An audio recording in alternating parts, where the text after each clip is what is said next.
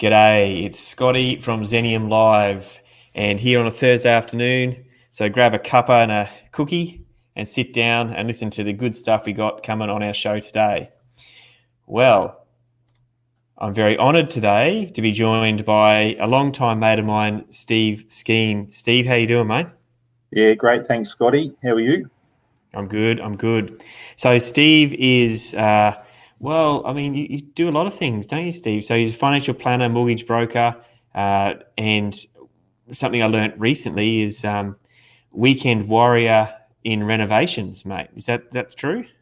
Well, I have been known to grab the wrong end of the hammer, that's for sure. But the problem with doing all this academic and brain work is that it can leave you a little bit wanting for a bit more manual sort of activity. So renovations is my favourite pastime. Yes, mate. I got to admire you for that. I don't mind the brain work, as you say, and I get where you're going with that, but.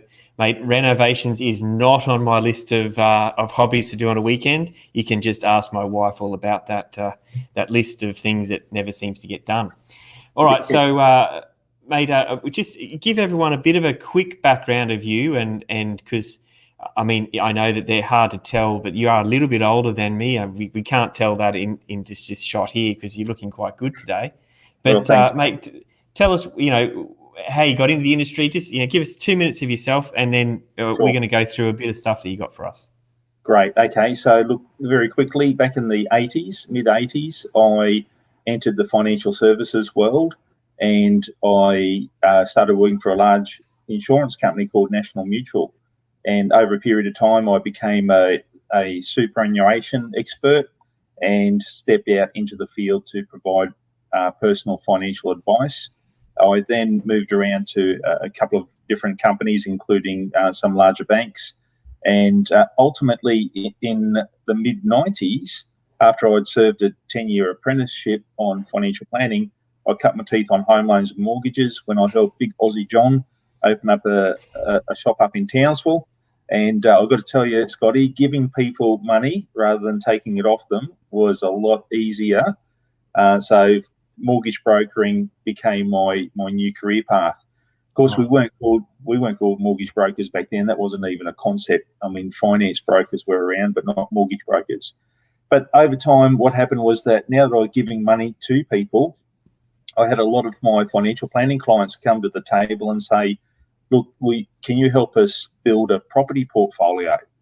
And I said, "Yeah, no problems. Go and get yourself a contract, and I'll sort the finance out from here."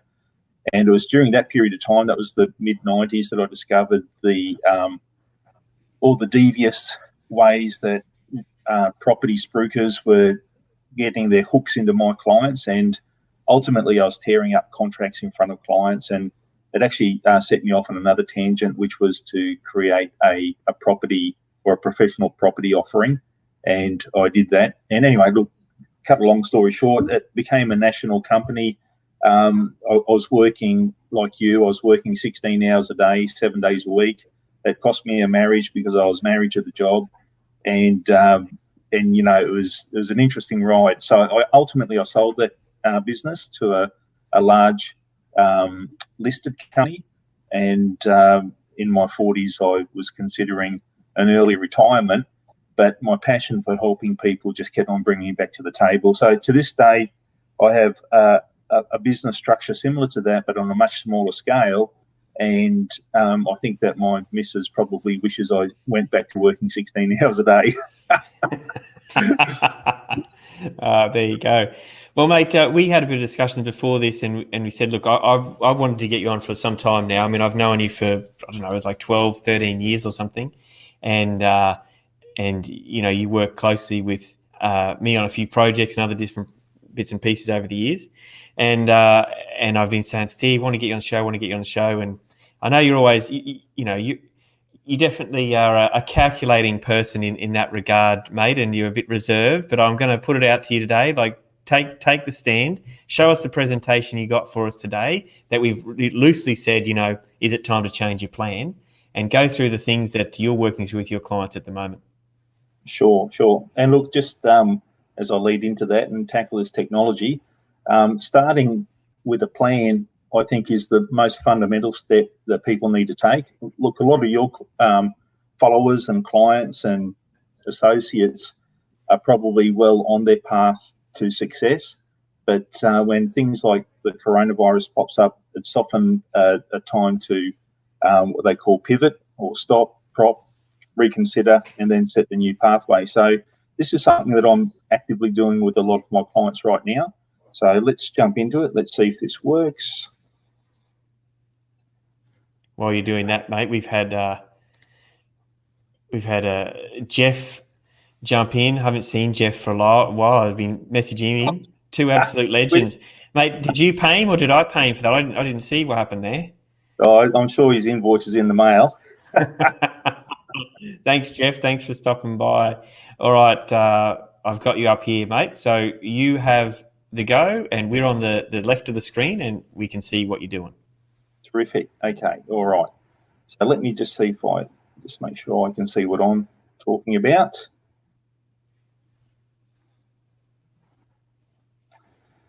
Okay. So what I would consider at this point of time is that now's a really important time to reconsider where people are going financially and what sort of vehicles they're using to get there. So I've put this presentation together, and you've got to remember that being a financial planner, I need to articulate my general advice disclaimer, and that is that I'm going to be talking about some financial matters. Some of your listeners, whether they're live or listening to the recording, may get a little bit excited about some of the things that I say. All I do is encourage them to seek professional advice before they take action, and consequently, this is my general advice disclaimer. Hopefully you can see that on the screen. Looks good. Great. Okay, so what I'm hoping to go through today is a bit of situational awareness and a discussion about what is happening in the world today, and might be the stuff that we can see and maybe some stuff that is not so visible. I then want to very quickly talk about where I see the opportunities and the threats and what I'm actively doing to capture or avoid those matters. And I'll just finish very quickly off with what I do with my clients as far as revisiting plans or rejigging plans and helping them take advantage and actually taking the next steps. But I've got to tell you, as a young man, I entered into the world of finance and financial services from a different position to where I am today. It would be fair to say that I came from a hardworking blue-collar family, and neither my mum nor my dad had access to financial education. There's no such thing as a financial plan. So my impression of going out and accumulating was essentially entering the stage of war and capturing, and essentially there was going to be a win-lose situation for every transaction. As I got older and wiser, what I discovered was that my philosophies changed over time, and there are such things as win-win transactions, and these are the transactions I look for these days. So the term vulture investing is not part of my vocabulary. I know it's part of other people's, but it's probably a representation of where I am at this point of time in my life. And Too nice, mate. Too nice. Oh, well, yeah, and nice guys don't always come last. I'll let you know that. Good to hear.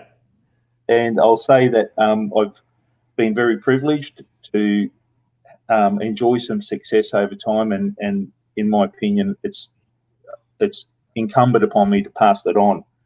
So, like the great Les Brown said once, if I can help others achieve their dreams, then along the way, hopefully, I'll achieve mine. So, what I can tell you from my own personal journey is that success really is made up, in my case, of 80% attitude and 20% aptitude, or having access to the tools or to the system. And the one thing is for sure is that during this period of unrest that we're going through now, an interesting thing is happening at a psychological level for a lot of my clients, and no doubt a lot of your clients as well. And that is that on a day-to-day basis, there's probably two parts of our consciousness that we deal with. One is immediate danger. We take action, we avoid, we run. There's fight, flight, or fright. But for longer term strategies, we tend to be a lot more content with set and forget situation. But of course, what happens when a global pandemic like this occurs? Suddenly, our approach to long-term investing or long-term goals enters the other part of our brain, which is in a state of fight, flight, or fright. So work that I seem to be doing a lot with my clients at the moment is not so much about financial stuff, but more about keeping calm, putting things into perspective, trying not to cry over spilt milk, and even in some cases looking for what those opportunities look like for them. So attitude or mindset is really important. Now, here's three young men that I know intimately. That bloke in 1987, he had nothing to lose when the stock market crash of 87 occurred, and he was fearless in everything he did. The bloke in 2007, that's when the GFC hit us. He was probably a little bit more worldly and a little bit more wise, and certainly had stuff to lose. And if it wasn't a divorce, it was going to be the GFC that was going to shake him. And this bloke in 2020, well, he's just moved to another level, and that is start looking after the people around you, and the rest of it look after itself. But as I say, there are opportunities popping up, and making sure that your vision is clear and your plan is thorough, and people will grab those opportunities right now. Yeah, good photos, mate. Did you spend a while touching them up, or are they okay? Yeah, I had to send them off to somebody in Pakistan to fix it up. Yeah. Don't worry. Don't get me wrong. But what I want to show you here is, and this is the global stock market during these last financial crises, and what we can see back here in 1987, and this is essentially a graph looking at what's $10,000 worth if you invested in 1985. What's it going to be worth in today's dollars? So back in 1987, it was a horrendous crash, and but as time goes by, really it's just a blip on the graph. So what we can say about that is that even after this GFC here in 2007, where the market was affected significantly, the recovery did come, and we're even seeing, here we are in 2020, COVID virus has shaken the share market, and as of today, I think the Australian share market might be up 100 odd points, and certainly the American stock market is moving forward. So my point around this is that over time, things improve. Now, I don't know can you still see my screen there, my friend? Yeah, mate. We've got the graph on there. Perfect. All right, let's see if we can move to the next one. So this graph, and I don't want to bore people with graphs, but it's important to know that I'm continually looking at the numbers, looking at the facts and the figures. And to be honest with you, largely they edify exactly what my gut instincts or my intuition are telling me. So I don't want to discount that whole idea that when you're calmer, your intuition plays a significant part in the steps that you should take moving forward. Mm-hmm. But essentially what we can see in this graph is the five capital cities, what's happened with rates of return. Yesterday we were able to use some tools to work around this, some markers and such. I can't see that right now, but just want to show you that leading from March 2017 into March 2019, most property markets were actually on the slide. And there's no secret behind that, in that people were very concerned about what was happening with the federal election. And you may recall Scott Morrison got in, suddenly negative gearing was shored up, and the prospects for investors like you and I looked very positive. So consequently, markets started to take off, and particularly those southern markets of Sydney and Melbourne. Now, when the coronavirus kicked in, it all happened just when our friends in Brisbane were starting to benefit from some capital growth. Coronavirus kicked in, and it's going to have an impact on our property market, and those southern states probably more so, not because of the virus itself, but because of that fundamental equation of supply and demand. So if there's less migration, particularly international migration coming into Sydney and Melbourne, we can expect to see less buyers at the auctions, etc. If there's less interstate migration coming into places like Brisbane, then we would expect to see that roll out as far as property values are concerned. So this is probably a little bit more up to date as far as graphing is concerned, and once again, those southern markets are being affected more largely because of that international migration figure. But what we do as a business is we try to look for leading indicators that gives us some sort of a sense of understanding of what may happen next. And what we can see here is another graph which talks about CMAs, or comparative market analysis reports, which are derived from CoreLogic or RP data. So this is a report that a real estate agent will produce for a potential seller of a property or a vendor. Yeah. And the vendor essentially wants to get an idea of what their property is worth before they put it on the market. So if we have a look at the activity of these types of reports, how many of them are being reported, it gives us an idea of what's likely to enter the supply funnel in the medium to short term. So we can see that in 2019, around about this time of the year, things drop naturally because of Easter. At the comparison, which is the darker line in 2020, we can see there's a significant drop off. And once again, it doesn't surprise us with all the with all the isolation matters. Less people are going to be putting their properties on the market. In fact, the anecdotal evidence from agents that I talk to is that a lot of listings have actually been pulled off the market. Yeah, purely based on fear, naturally. So, in that regards, what do the agents think is going to happen to property values over the medium to short term? Well, we can see that over 60%, or around about 60% of real estate agents believe that property markets are going to fall anywhere from 10 to 20% or higher. And more importantly, 30% are saying it's happening right now. So there's definitely a short-term downward trend as far as the sentiment. So this is the sentiment of the real estate agents. And so this is measuring this is measuring the agent sentiment, not just the client sentiment, right? Yep. Okay, so I've got a different graph, and one of your special guests, PJ, he often talks about the consumer sentiment, which is this graph here, and the impact or the relationship that consumer sentiment has to, in his case, the equities market, the share market.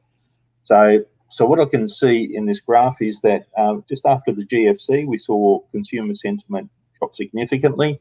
You may or may not recall that around 2009, 2010, the property market, which, albeit 2 years after the GFC, but the property market did retract around about 15%. And we can see here in the COVID virus situation, consumer sentiment has dropped significantly as well. And once again, that correlates to what we saw on the share market, 30% drop, somewhat of a recovery happening at the moment.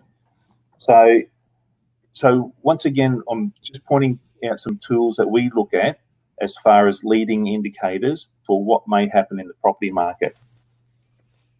Now, this graph actually shows the consumer sentiment. I've gone a little bit further backwards than 2015. I've gone all the way back to the year 2000. And what I can see is that whilst there is a correlation between consumer sentiment and the number of sales, so we're not talking about values on this graph, we're talking about the number of sales. Yep. We actually see the number of sales falling prior to the sentiment falling. So in an interesting twist, we would consider consumer sentiment to be potentially a lagging indicator rather than a leading indicator.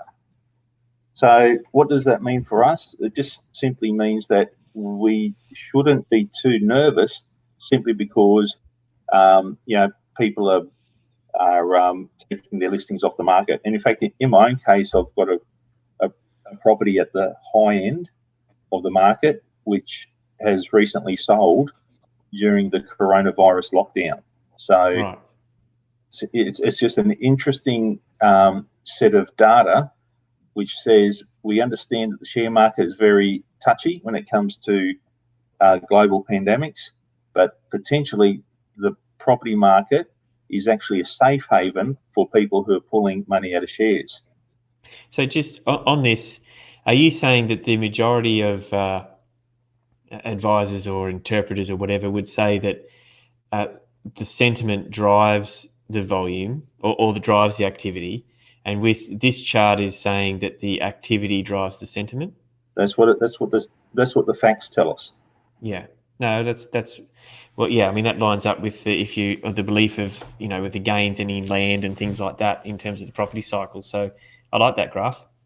Yeah, and look, we could talk about graphs all day, but I guess from my perspective, I'm having meaningful conversation with my clients right now on where we believe the opportunities are, and that it could be in housing, it may be in property development, it could be in the equities market. I mean, certainly things are on sale at the moment. Could be commodities such as gold or even oil.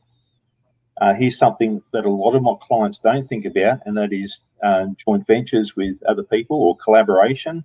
Mm-hmm. And you might be in the crypto market. So, Scotty, what do you think out of those areas? Which areas do you think have got the opportunities right now? Well, it depends if you know what you're doing or not. I think there's opportunities in a lot of areas based on time and your skill level. I mean, for me personally, I don't know enough about crypto, but there seem to be guys in there acting in that space. Same, I don't know enough about gold. But yeah, obviously we work in the housing development and JV space, so there is definite opportunities in probably everything. Okay, well, look, I agree with you, mate. In fact, I think there is opportunities for all of them, but at the end of the day, and this is the message I'm getting to my clients right now, is that the devil is in the detail. So jumping into something without investigating or performing your due diligence is a really silly idea, even though it seems that everything is on sale. In fact, I was listening with great interest when PJ was saying that the share market may have recovered somewhat. However, the financial reporting season is not upon us yet, and his anticipation is that if you're jumping back into the equities market, you might be jumping in too early. So I was interested in his philosophy around that, and I say to everybody that don't just watch the graphs, actually do some analysis before you jump in. Yeah. I want to introduce you to something that I haven't nominated this, but I came across this as part of my process. It's called the Johari window. And what it basically says is that for every situation, there's information that I know and there's information that I don't know. And there's information that's available in the public and there's stuff that people don't know. And what we term this, or I didn't term it, but these two intelligent characters did, Joe and Harry, it's called the Johari window. And what their philosophy is that information that I know and the rest of the market knows is known as the open window. Stuff that I don't know, but you possibly do know, is my blind spot. Stuff that I know but I haven't shared with anyone is my hidden information. The window which is the greatest concern to me is the unknown, and that's stuff that I don't know and nobody else knows. And it's in this window here that we find all the risks and all the unknown activities and threats which can destroy a very good plan. So Is that the window where a whole bunch of people actually operate as well? Yeah, 100%. And they go blindly where no man has gone before. Yeah, So, that's right. so what I encourage my clients is that we close this window or get this window as small as possible so that every step is a calculated step and all the risks are known.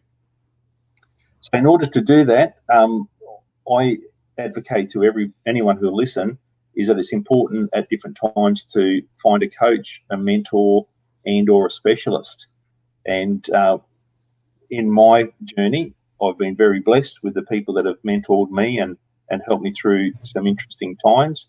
And in fact, I found that every successful person has gone down this pathway.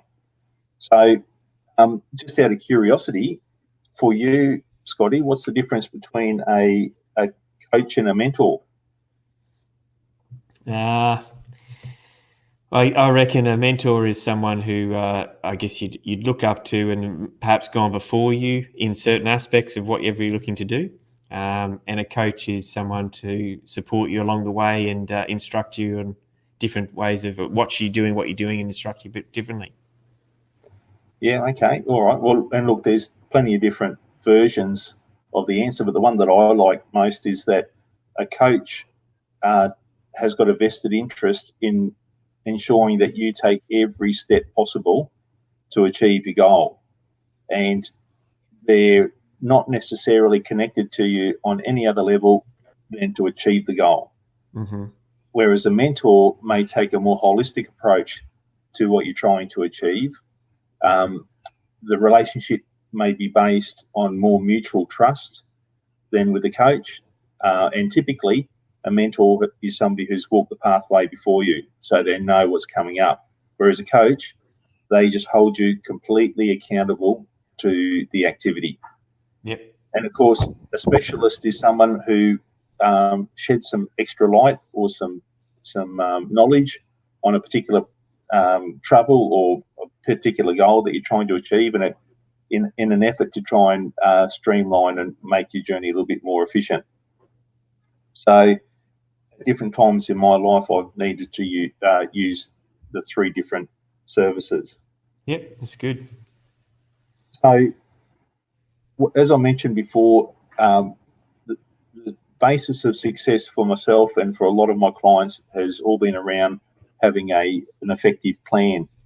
And what we know about effective plans is that they should be smart plans, specific, so an actual target that you're aiming for, measurable, so you can determine your degree of success, attainable, so that you don't lose your momentum or your faith in yourself along the journey, relevant.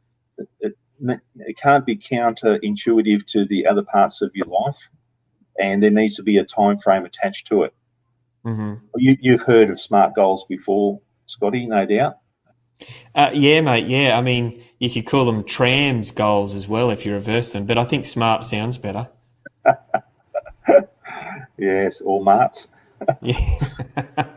So the next thing is, and this is coming back to what we're saying now, is the timing to execute the plan is, in my opinion, is the single most important thing, because this particular point of time now, we could see the greatest transference of wealth that we'll ever see in the next couple of decades. This is when people will be handing assets over to other people at discounted rates, and opportunities to create large legacies are happening now. So yeah. For the people who are listening, engage with your mentor or your coach. Ensure that the timing is right, not only as far as the market is concerned, but as far as your own mental approach or your own mindset is concerned, and start getting into it. Take the next step. And of course, what we're finding more and more is that as things change, as we come into headwinds, or as our individual circumstances change, there is time to pause, reflect, and set new tactics in order to achieve your goals. So we're doing a lot of reviews of people's plans at the moment to make sure that that the information that we're working on at the beginning of the so you've got to remember some of these plans are 20-year plans for our clients. Yeah. Yeah. And so we might be saying at this stage, one tactic is to take a little bit more risk. I mean, for heaven's sakes, interest rates are in the 2%. So if you're ever going to use debt as a tool to accumulate wealth, now would be a pretty good time, providing you've got an exit strategy. Yeah. So reviewing your plan regularly is fundamental. A lot of people put their plan in their top drawer and never look at it again. And you know what? That was what I discovered early in my career. The difference between a millionaire and a billionaire was that a millionaire reviews his or her plan once a day. A billionaire reviews their plan 6 times a day. So it's simply a matter of keeping these things in the front of your mind so that every tick of the clock, any decision that you make, whether it to go and have a coffee with your buddy or have a beer with your friends, is that getting me closer to my goals or further away? Yeah. And don't get me wrong, I drink plenty of beer and plenty of coffee. So look, just for the purpose of time, Scotty, I need to wrap it up because I've got a meeting I need to go to. But so what is happening? There's massive upheaval happening in the world. There's opportunities in everything, but it's important to do careful due diligence and make sure that that the plan and the strategy is coherent to your other goals in life, and taking action at the right time could be the difference between success and failure for a lot of people. Yeah. And don't forget, once again, in these times of solitude, what the fishermen do when there's storms on the horizon is that they come in off the water and they take that time to repair their nets. So for a lot of people, this is a valuable time to repair their nets, whether that be around education, mental health, health and well-being, spiritual development, which I know that you're very positive on, or whether it be just realigning themselves with what the new future looks like. Yep, that's good. So that's me, Scotty. That's excellent, mate. Thank you. Thank you for your time. I'm aware that you need to shoot off. We had someone jump in saying that your mum is watching. Is that your mum or my mum, mate? I don't know. Is either of us going to claim that? Oh, mate, I'd be happy for it to be my mum. So if you're handing her over. Yeah, my mum's watching. That's good. Thanks, mum. Thanks for helping the viewer count. And look, thanks, Steve, for joining us today. It was really good. It was a really great way to look at things and to put things in perspective, where we are now, where we've been in the past, especially those charts. If any of you want to know more about this sort of stuff, or you want to hit up Steve for some info, we've had our contact details rolling at the bottom of the screen for the whole presentation. So that's www.zenium.property. That's our website, or email hello@zenium.property. There's no .coms, no .aus, because we're all about a property. All right, mate. Thank you. I know you got to go. Thank you very much for your time, and we look forward to seeing you again soon. Okay. Thanks, Scotty. See you, mate. No worries.